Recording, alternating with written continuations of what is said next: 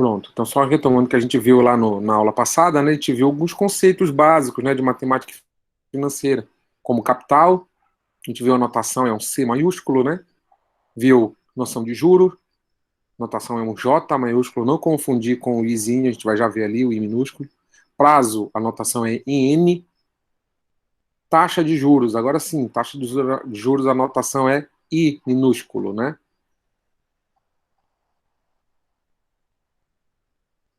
E vimos aqui a observação, e mais um conceito montante, né, que é a notação M maiúsculo.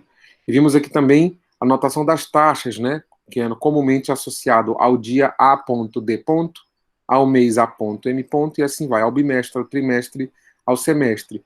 Mais comuns utilizadas são ao mês e ao ano. Tudo bem? Então nós vimos aí esses conceitos, né? E aí eu fiz uma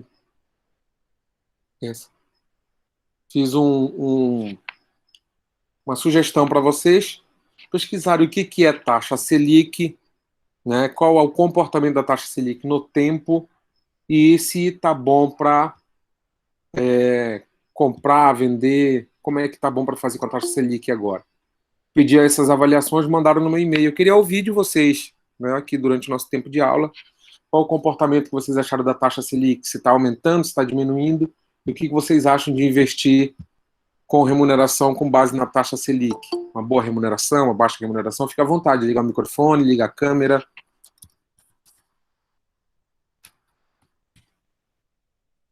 Fizeram o trabalho, só falar um pouquinho sobre ele.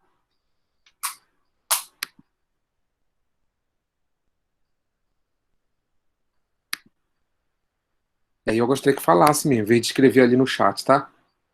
Estou convidando a turma para participar da aula. Pode ser?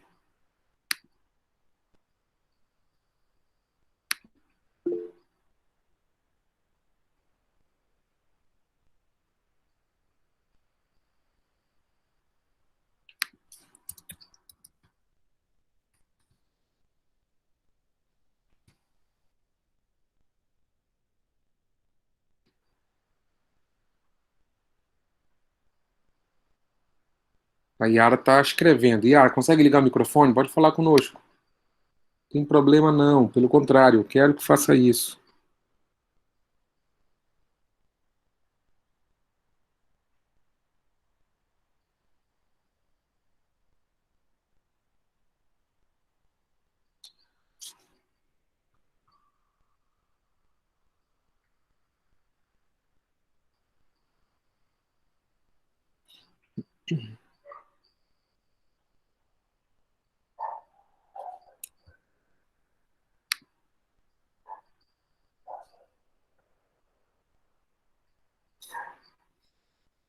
Tudo bem, Yara. Para a turma toda, então, enquanto nós estamos de taxa Selic hoje no mercado? Vocês pesquisaram, estão cientes?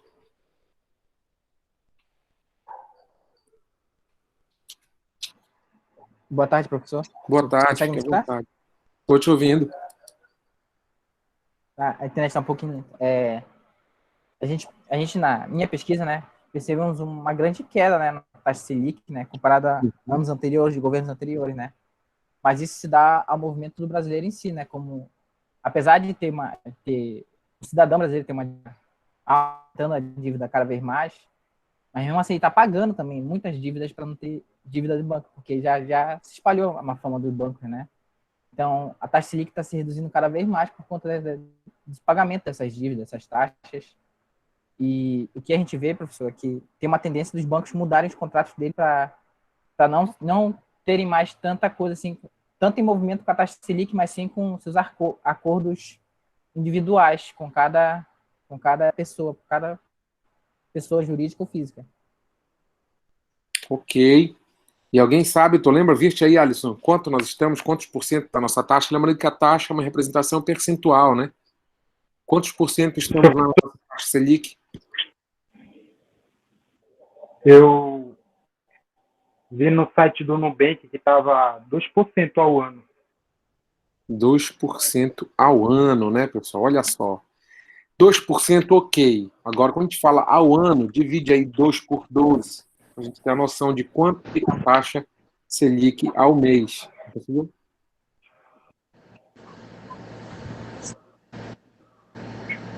Então, é muita coisa. Olha, eu vou mostrar para vocês aqui na tela. Tem uma fonte que eu acho bem interessante, vou compartilhar com vocês, tá? Vocês pediram, teve gente que pediu auxílio aí para fazer escolhas em relação. Estão vendo a minha tela, né?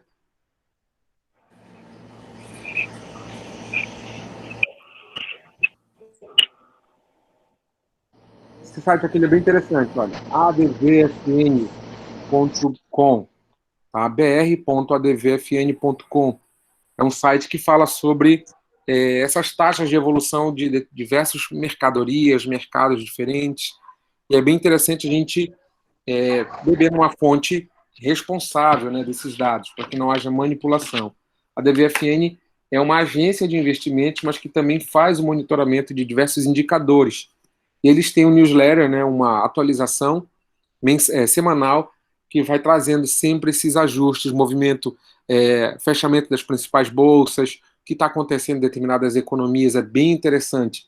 E para quem quer aprender um pouquinho de matemática financeira para fazer investimento, é importante a gente entender as taxas, como essas taxas funcionam, e a DVFN orienta, né, e faz algumas análises de mercado que podem facilitar a nossa análise também. É bem interessante. Está aqui o histórico compilado por eles, né? A gente está vendo a vigência aqui até 9 de dezembro, mas repetida, né? Então, a data dessa reunião do Copom, que é o Conselho de Política Monetária do Banco Central do Brasil, se reúne e discute sobre os rumos da economia, se a economia está adequada, não está adequada. Isso que o Alisson falou no início é bem interessante. Quanto mais ajustada está a economia, mais baixa é a taxa geral de juros. Tá? Não precisa... Por que diminui a taxa de juros? A taxa de juros, lembra que eu falei para vocês na aula passada? É como se fosse o aluguel do dinheiro. Né? É quanto o dinheiro rende ou então se perde com o passar do tempo. Né? Então, conforme o tempo vai avançando, o dinheiro ou a expectativa de retorno sobre aquele dinheiro que ficou indisponível aumenta ou diminui. No nosso caso aqui, a gente tem um histórico interessante para dar uma olhada. Né? Bem aqui, vou colocar para vocês. Está bem longa essa trajetória, só para dizer que não é uma questão de governo, mas é também uma questão de técnica econômica, tá? Lógico que parte pela representatividade política também, mas não somente, porque se o Bolsonaro quisesse baixar, mas a economia tivesse indo no outro patamar, numa outra direção, ele não ia conseguir baixar a taxa de juros. Não é só porque o Paulo Guedes está lá como secretário de Economia que, de fato, a gente está tendo uma redução nessa taxa de juros. Né? A gente está tendo redução na taxa de juros porque a economia também está apresentando alguns critérios positivos de controle e estabilidade. Quanto mais estável uma economia, menores são as taxas de juros. Por exemplo, se vocês pesquisarem a taxa de juros nos Estados Unidos, ela é bem baixa. A remuneração para investir nos Estados Unidos é baixa, porém, ela é baixa por quê? Porque o retorno é quase que garantido, é uma economia pujante, uma economia forte, que dificilmente vai ter uma grande variação a ponto de colocar em risco o seu investimento. Né? Então, falando da taxa de juros, olha de onde nós viemos, né, na queda sucessiva, 14,25, aqui, desde 14,25, teve uma boa alta de 13,75 em 2015, olha, em junho de 2015, aí foi para 14,25, daí para frente veio baixando, né? Fez essa manutenção, manteve essa taxa até setembro de 2016, e aí foi baixando. No mês seguinte já baixou, 2 meses depois, né, já baixou para 14, depois para 13,75, para 13, 11, 12,25, e então quedas sucessivas da nossa taxa básica de juros, manteve um pouquinho aqui em 6,5, olha, ficou um bom período aqui de 2018, de maio de 2018 até julho de 2019, 6,5. Aí depois mais uma sequência de quedas. Né? E ninguém imaginava que chegaria em 2% em 2020. Lembra que a nossa economia teve um resfriamento, como todas as economias do mundo inteiro tiveram, porém, a gente já no mês de maio, logo depois do fechamento da pandemia, em março e abril, metade de março e abril inteiro, em maio, quando a gente reabriu a nossa economia, a gente começou a reaquecer nossas atividades, teve uma boa retomada, se deu uma boa sinalização para o mercado. Taxa de juros, pessoal, isso é só taxa de juros para que a gente tenha condições de ter uma métrica, um parâmetro. Como o Alisson falou, alguns bancos, a maioria dos bancos, de fato faz a política 1 por 1, faz uma política direta, né, com cliente a cliente. Então, não é porque a taxa básica de juros é 2% que vai manter a taxa de juros 2% para todo mundo. Inclusive, né, tem banco que faz, dependendo do contrato, do tipo de contrato, quanto mais seguro o contrato, menor a taxa de juros. Então, tem contratos, por exemplo, do consignado hoje que vão a menos de 1,5%, ou seja, abaixo da taxa Selic. A taxa Selic é uma taxa de referência, tá? Não pode haver uma taxa muito mais volumosa do que, assim, 1,45%, que é a taxa de consignado em alguns lugares, ao mês, tá? Essa taxa aí tá ao ano. Então, olha a diferença que é. Essa taxa, então, é referencial para contrato de longo prazo, principalmente, tá? Então, se eu for fazer uma compra hoje, que eu vou precisar negociar os valores, né, colocar ali para 60 meses, 120 meses de contrato, essa é a minha taxa de referência principal. Então, não posso ter uma negociação a crédito com valores muito superiores a esse valor da taxa Selic. Tá? Seria um abuso do poder econômico e o Banco Central e as autoridades de política monetária estão aí também para fiscalizar essa operação. Tá? Então, perguntinha que eu fiz lá, qual o comportamento da taxa Selic? Em queda. Pedi para que vocês dissessem se estava em queda ou em alta, né? Então, mais uma vez, é uma queda que vem de médio prazo, desde 2000 e... Olha, ela veio de baixa, olha qual foi a nossa principal baixa antes. Foi 7,25%. Estou baixando aqui mais o nosso tempo para ver de onde a gente veio com essa taxa. Ó, sempre 2 dígitos aqui, né? Sempre 2 dígitos. 32%, já pensou bem aqui, ó, 32%. Cadê? Estamos falando de 99, né, pessoal? Aqui, ó, 34%, 39%, 45%, é muita coisa. Então, essa taxa de referência quer dizer que a nossa economia não ia bem ali, 1999. Transferência de poder, saída de FHC, lembra? Era esse período. Aqui, essas taxas baixinhas, pessoal, foi logo depois da gente ter colocado o real 1 para 1 com o dólar. O real estava em 1 para 1 com o dólar. Então, foi logo depois da gente instituir o Plano Real em 94, 95, o real chegou a estar mais valorizado que o dólar, por isso que a gente tinha uma taxa Selic bem baixinha. Era uma sinalização para o mercado de que nós estávamos reorganizando nossas instituições e a taxa de referência, taxa de aluguel dos nossos juros por ano estava bem baixinha. Ó, né? Então, daqui, olha só, de 97 para 98 tem um salto, né? De dezembro para janeiro. Tem um salto aqui. 98. E aí a gente fica nesse patamar de 2 dígitos por muito tempo, desde 98, quando é que cai de 2 dígitos? Em 2009 cai em 2 dígitos, mas depois aumenta de novo ainda em 2010. Né? E a gente fica nesse patamar. Em 2013 a gente tinha 7,5% e aumenta até chegar nos 14%, e a gente fica nos 14, 13 por um bom tempo até baixar, chegar nos nossos 2%. Então, estamos num período de queda da nossa taxa de juros. Primeira parte da pergunta era essa, né? Qual é o nosso comportamento da taxa de juros? Está em baixa. O que a gente pode fazer com a taxa de juros? Você acha uma boa investir com essa referência? Aí o Alisson já falou ali para a gente que pode não ser uma boa. Né? Não, pode não ser uma boa. Então, não sendo uma boa, por que não é uma boa? Porque a gente pode ter outras taxas no mercado maiores que a taxa Selic. Por exemplo, a remuneração da poupança usa a taxa Selic como referência. Então, a gente tem menos de 0,5% ali mensal para corrigir o valor monetário que está associado à nossa poupança para ter algum tipo de remuneração, para aumentar o valor, mas é muito baixo. Né? Ah, o professor está dizendo que é ruim investir na Selic. Não estou dizendo que é ruim, estou dizendo que a taxa de remuneração é baixa, porém, se você quiser segurança, é uma boa você investir em compra de título do Tesouro. O prazo normal de vencimento é 12 meses, né? Então, Se você quer, por segurança, guardar dinheiro e ganhar alguma coisa com esse comportamento, ainda assim é uma boa você comprar títulos do Tesouro. Alguém ia falar? Tinha um colega com o microfone ligado aí, né? Então, essa taxa de juros, pessoal, é a remuneração sobre o dinheiro que ficou. Sou eu, professor. Diga lá. Diga lá, Lucas. É que eu estava vendo que a poupança não seria um investimento ideal, porque a remuneração estaria abaixo da inflação. Assim, porque a gente tem uma métrica de inflação que ela não é muito clara também, né, Lucas?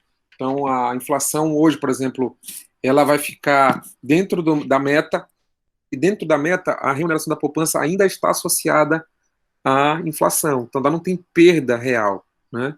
Você ainda tem correção monetária aí nesse período. A segurança da poupança é essa, né? Você não tem perda real. Agora, você pode deixar de ter remuneração dependendo da inflação. Então, esse tipo de investimento, a gente não pode dizer se é ideal ou não é ideal, porque varia com o perfil do investidor. Se o investidor tiver muito volume de dinheiro e não tiver disposto a correr risco, então ele pode admitir processo mais seguro de investimento. Então a remuneração desse investimento vai ser mais baixa, porque o risco é mais baixo. Quanto maior o risco, maior a remuneração. Então precisa realmente estar associado ao perfil. Então o investimento ideal tem que associar a um perfil pré-determinado. Tá? Não existe absolutamente um investimento ideal. Né? Um investimento ideal é um investimento associado de maneira adequada ao determinado perfil de investidor. Então a gente precisa primeiro estudar o perfil de investidor para então entender qual é o investimento ou carteira de investimento diversificado para determinado perfil. Mas a nossa aula não é sobre bolsa de valores, né? Não é sobre ganhos percentuais, mas ele é sobre porcentagem, sobre matemática financeira e as taxas que incidem sobre um capital. É sobre isso que nós vamos falar hoje, tá? Alguém mais quer colaborar? Já foi o Alisson, o Lucas, a Yara aqui pelo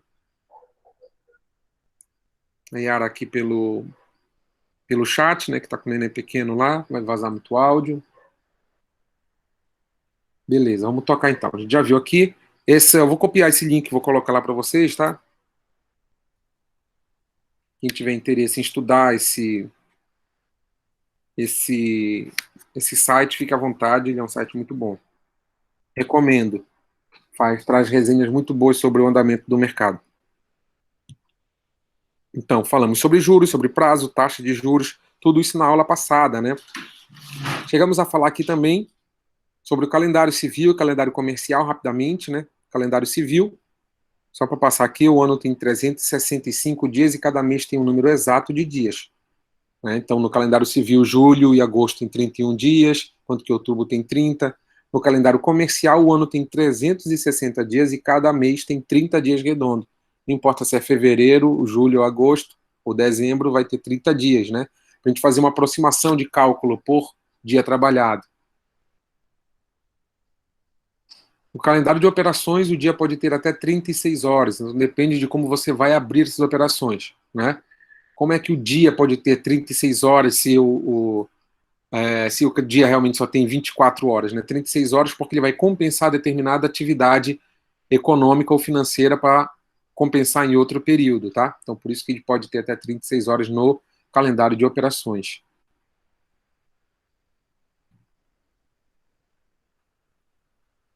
Vamos falar um pouquinho sobre fluxo de caixa, tá? Como a gente pode organizar um fluxo de caixa? O que é um fluxo de caixa?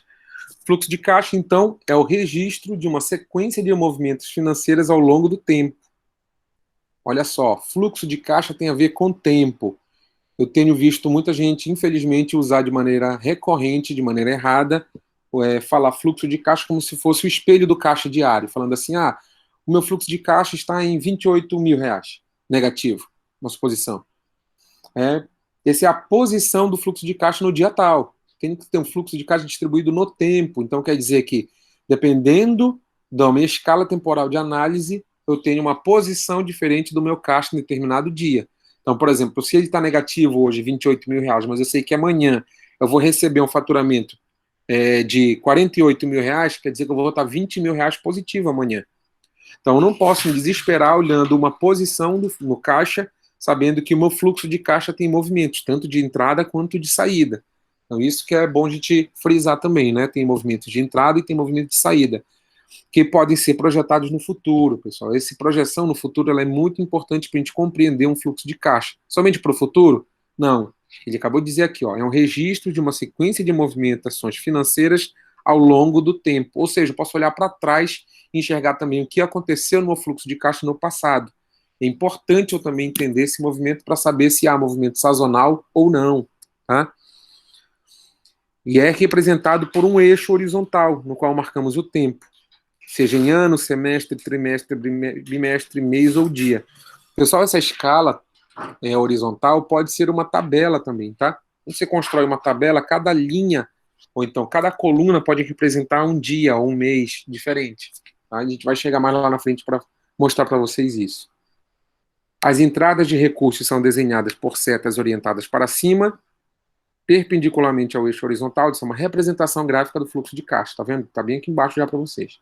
Então, isso quer dizer que no dia zero ou no dia inicial, teve uma entrada de R$1.000, ou dólares, né? Já falei para vocês que a gente vai usar a notação do cifrão para dinheiro, né? Independente da moeda norte-americana ou da moeda brasileira, a gente vai saber que isso aqui é dinheiro. Como a gente trabalha com real, vamos lá em reais. Então, eu tenho o fluxo de caixa.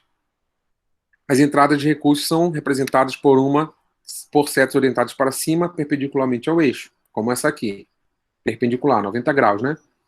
Já as saídas do recurso são apresentadas da mesma forma, porém as setas são colocadas para baixo. Vem aqui, ó. No dia 6, eu tive uma saída desse caixa de R$1.200. Quer dizer que eu estou com 200 negativo? Não. Não sei com quanto ele começou aqui. Aqui é só entrada e saída. Ele dá o exemplo aqui, né? Uma pessoa fez um empréstimo em um banco, R$1.000, pagando no final do período de 6 meses, aqui está mensal, olha, não é dia. 1.200. Do ponto de vista do recebedor do empréstimo, teremos o seguinte fluxo de caixa. Entrou 1.000, saiu 1.200. A gente vai ver que isso, evidentemente, são os 20%, né? Porém, eu tenho essa mesma régua pelo ponto de vista do emprestador, do banco. Saiu R$1.000 para ele no mês 1, na data inicial, e no mês 6 entrou 1.200 para ele de volta. Então, é um processamento de ganho aqui para quem empresta e de prejuízo para quem toma emprestado. Levando em conta somente os exemplos, somente a execução da operação de crédito, tá? O investidor aplicou, que é outro exemplo, R$600 e resgatou 6.320 após 3 meses. A representação do fluxo fica assim, ó. Ele perdeu caixa aqui, porque ele emprestou, ele deixou esse dinheiro com outra instituição, com outra pessoa. Ele aplicou. Então, ele perdeu a liquidez, ele deixou esse dinheiro na mão de outra pessoa, né, ou de outra instituição. 3 meses depois, ele resgatou esse dinheiro, ele sacou, né, ele retirou o valor que ele investiu, mais o retorno que ele teve em 3 meses. Então, ele pegou 6.320, então aumentou o caixa dele. Por isso, essa seta, até aqui, ele perdeu 6.000 no caixa e aqui ele ganhou 6.320 no caixa. Então, processo de entrada e saída no fluxo de caixa. Deu para sacar aí, pessoal? Pedi um trabalhinho para vocês com o fluxo de caixa de determinadas transações, a gente consegue fazer, certo? Inclusive, é um bom exercício para a gente colocar numa tabela de Excel. Vou mostrar para vocês isso também mais à frente, tá? E agora eu quero mostrar para vocês, considerando tudo aquilo que nós falamos sobre montante, capital, prazo, taxa de juros, que a gente tem regimes de capitalização diferentes. São as mesmas métricas, ainda a gente vai ter ainda prazo, ainda vai ter taxa de juros, ainda vai ter montante, ainda vai ter capital, porém sob regras de aplicação ou de descontos diferentes. Estão bem aqui, ó. Regime de capitalização simples, regime de capitalização composta. Geralmente a gente aprende esses dois aqui, tá? E vou mostrar para vocês também o regime de capitalização mista. Facinho, regime de capitalização simples, tem esse esquema, tá bem legal aqui nessa apostila, que eu vou compartilhar com vocês hoje mesmo, tá? Vou fazer logo, era para ter feito isso antes da virada, né, pra gente ter condição de ler o material, mas eu vou fazer isso hoje mesmo para vocês, colocar o link dessa apostila lá no SIGA A, tá? Então tá aqui, no regime de capitalização simples, nós temos a taxa de juros que incide diretamente sobre o valor do capital, ou seja, vamos lá, vou emprestar R$1.000, sempre a taxa vai incidir sobre esses R$1.000, nunca vai perder esse valor de referência, tá? a taxa sempre vai incidir sobre o capital em movimento. Em cada período, o juro, que é aquele cálculo que é um valor real, não é a taxa de juros, tá? O juro é obtido pelo produto do capital inicial e a taxa de juros unitária. A taxa lembra que é percentual. Vou mostrar para vocês a fórmula daqui a pouco. Desta forma, os juros são iguais a cada período. Então, sempre eu vou ter a mesma entrada de juros somando com o capital, me dando um montante diferente. E também é chamado de juros simples, tá? Já que os juros não vão, sempre vão incidir sobre a mesma base, a gente chama de juros simples. Aquela história que a gente ouve por aí o pessoal falar de juros sobre juros, né? É justamente os juros que incidem sobre um montante aumentado do capital mais juros. Então a gente tem sempre uma base de início do cálculo diferente. Vou mostrar para vocês as duas. Aqui na primeira, tem um fluxo de caixa correspondente. Olha, tenho uma saída de R$1.000, eu tenho montante 1, montante 2, montante 3 e montante 4 nos períodos diferentes em N períodos. Vamos ver aqui? Foi 1.000 ali, né?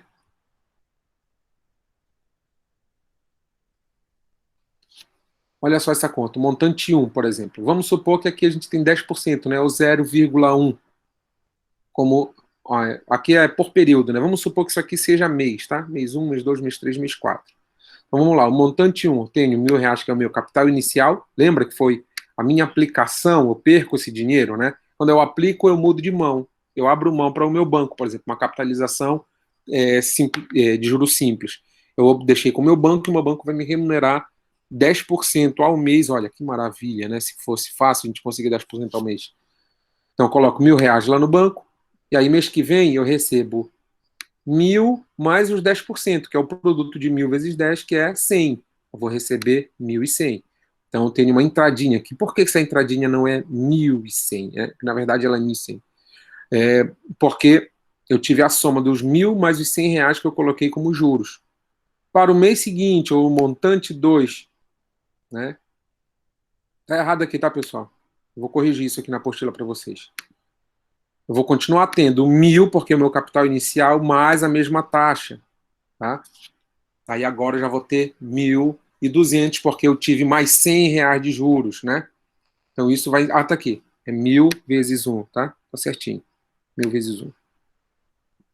Tá sempre aqui. 1.000 vezes a taxa. 1.000 vezes a taxa. 1.000 vezes a taxa. É aqui que tá a regrinha. Tá correta, desculpa. 1.000 vezes a taxa. Qual é a taxa? 0,1, que é 10%. Qual é esse 1.000zinho aqui? É o capital. A gente vai já mostrar para vocês na fórmula isso, tá? Então o que a gente tem aqui? Em determinados períodos, chamamos de mês, né? Mas pode ser ano, pode ser semestre. Então, no N períodos, no período 1, eu tenho montante 1.000. No período 0, eu tenho montante 1.000, nada de juros. Já no período 1, que tenho remuneração de um período sobre aquele capital que eu deixei disponível, eu tenho um juros de 100. E agora eu tenho um montante de 1.100. Por quê? Eu tenho 1.000 mais os 100. Deu para entender aí? Qualquer dúvida, manda para a gente aqui, pode ligar o microfone, tá? Ou então levantar a mão que eu estou olhando ali de vez em quando também. Então, no período 2, eu vou ter os mesmos R$100 de juro. Olha o que acontece, o juro é sempre constante aqui, né? 100, 100, 100 em todos os períodos. O que vai alterando aqui? O montante, né? O montante vai sempre aumentando com os juros. Olha, 1.000 mais 100, 1.100. 1.100 mais 100, 1.200 e assim sucessivamente. Ad infinito, até quando você resgatar essa capitalização. Então temos bem aqui a nossa formulazinha. Ó. Montante é igual a capital.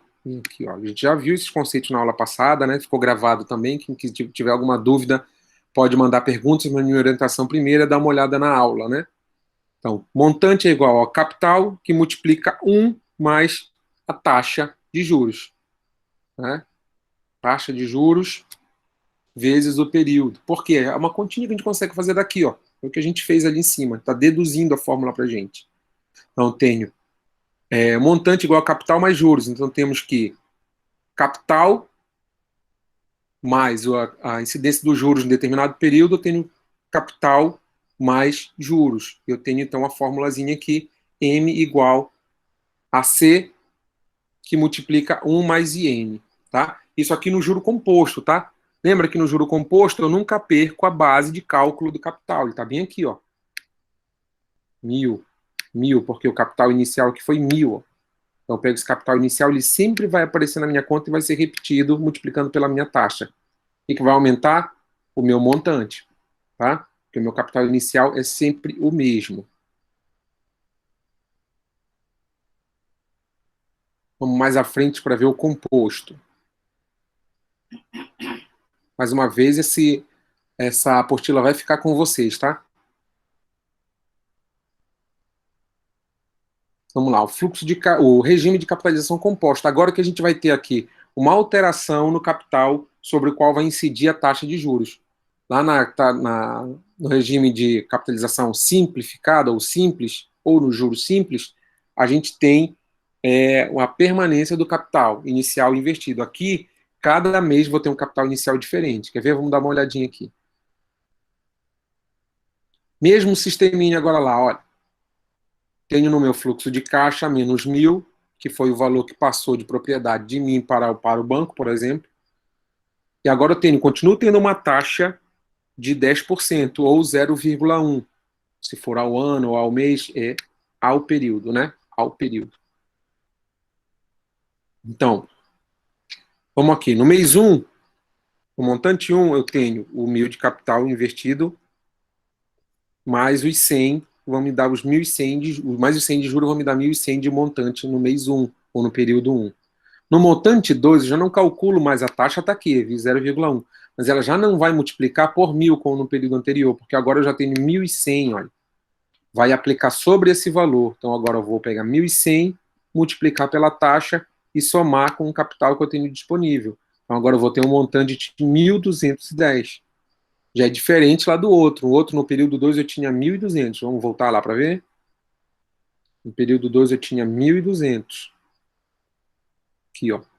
Período 2, 1.200. Voltando lá para a continha, vem aqui, ó. Então tem uma boa diferença aí, que é justamente como eu vou fazer essa continha mês a mês ou período a período. Aqui eu tenho um capital, esse aqui é o simples, tá? Aqui eu tenho um capital constante. Lá no composto, eu tenho um capital que vai variando, que vai se alterando. Então, aqui no mês 2, o que era 1.100 já vai passar a ser meu capital, e sobre o qual vai incidir a taxa de juros. Eu estou falando agora de juros composto, tá? Aí somo com os 1.100 que eu já tinha, que sobrou do mês anterior, e agora eu tenho 1.210 e não mais 1.200, como eu tinha no outro regime, no regime de juros simples. Aqui no regime de juro composto, eu vou ter um pouquinho a mais. Agora eu vou pegar esses 1.210 para calcular o terceiro período, né? Tem o meu montante 3, vai pegar como capital 1.210, que era o que eu tinha anteriormente já no final do período, e vou incidir a mesma taxa. Lembra que eu falei que tinha taxa, tinha capital, tinha montante, tinha juros? Igualzinho no outro regime, que muda é a regra. Então essa regra está pactuada de uma maneira diferenciada. Pactuei aqui que eu vou precisar aproveitar todo esse valor, já não vai incidir mais sobre o capital inicial, mas vai incidir sobre o capital alterado. Então, incido a mesma taxa, mas agora sobre 1.210. E somo com 1.210 que eu já tinha do período anterior. Agora eu vou ter 1.331. 1.331 já é maior do que 1.300 que eu teria no período no regime de juros simples. Agora, no regime de juro composto, pego esse final aqui do período 3 e vou incidir sobre ele a minha taxa de juros. Essa taxa de juros multiplica pelo capital que eu tinha no final do período anterior, somo com o que eu tenho e vai me dar 1.464,10.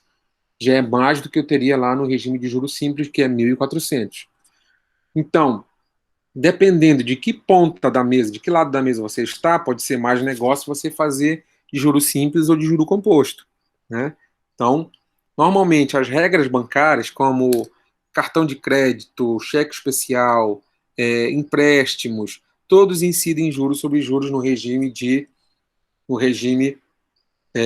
juros composto, tá? Onde a dívida vai aumentando de maneira escalada porque esses juros acabam incidindo sobre uma nova base e não sobre a base contratada lá no início.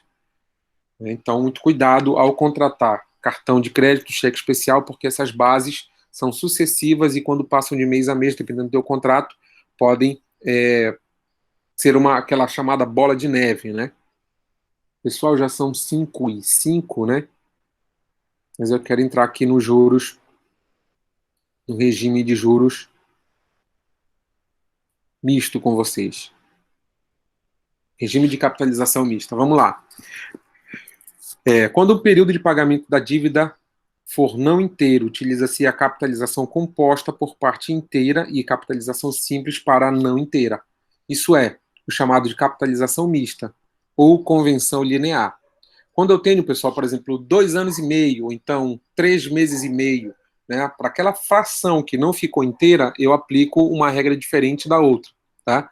Então, essa regra diferente da outra vai me dar condições de entender que ele é uma regra mista, porque eu não estou satisfazendo nem somente o juro composto, nem somente o juro simples. Tá? E aí eu entro com mais detalhes aqui na próxima aula com vocês, trazendo exemplos desse regime de capitalização mista. Tudo bem? Mas para a aula que vem, eu gostaria que vocês manipulassem essa apostila. Tá? Tem alguns exercícios de fixação. Não vou startar atividades com vocês sobre elas, tá? Mas eu quero que vocês manipulem, organizem-se, leiam esse material, se familiarizem com pelo menos com o sumário dele, tá? Para que a gente tenha condições de avançar com bastante significação na próxima aula. A gente vai ter uma reunião de colegiado amanhã, na coordenação, inclusive os alunos são sempre convidados a participar, e gostaria que, eu vou colocar para eles lá, se a gente pode fazer atividades complementares, né, porque a gente realmente ficou bem prejudicado com o nosso período do apagão e na retomada um pouco mais lenta em dezembro do que a gente esperava, para ver o que a gente consegue fazer para ter um bom aproveitamento. Eu creio que a gente vai fazer trabalho, tá? E os trabalhos que eu quero fazer não são esses trabalhos de anotação, não são trabalhos de resumo, nada disso. Acho que isso aí fica mais pro forma, mais para inglês ver, né? Eu gostaria, sinceramente, que a gente aprendesse um pouco mais, então eu vou trazer fatos reais para a gente julgar, analisar, fazer as continhas, tá? Isso pode ajudar, inclusive, os próprios alunos aí nas suas intenções em relação ao curso que a gente fez o mapeamento na primeira aula, né? E a gente pode trazer isso. Então, eu vou trazer exercícios para vocês práticos, tá? Não quero fazer resumo, coisa acadêmica, eu quero trazer uma associação prática do que a gente está aprendendo. Como eu já tinha adiantado, essas primeiras aulas são apontamento e são necessárias. A gente precisa trazer esses conceitos para que apareça alguma dúvida. Caso surja essa dúvida, ainda na etapa do conceito, a gente faz um realinhamento dessa dúvida, mas muito provavelmente lá vai aparecer na associação prática, quando a gente for colocar na prática. Tá? Ao colocar na prática, surgindo essa dúvida, não fique calado, não reclame para o colega. Tá? Tirar dúvida com o colega é bom, mas se tiver alguma dúvida que pode ser tirada com o professor, venha com o professor, fala, manda e-mail. Todos vocês têm meu e-mail, vou repetir aqui o e-mail, tá? Foi o pessoal usou para enviar o trabalho da aula passada. rodsonjuarez@unifap.br.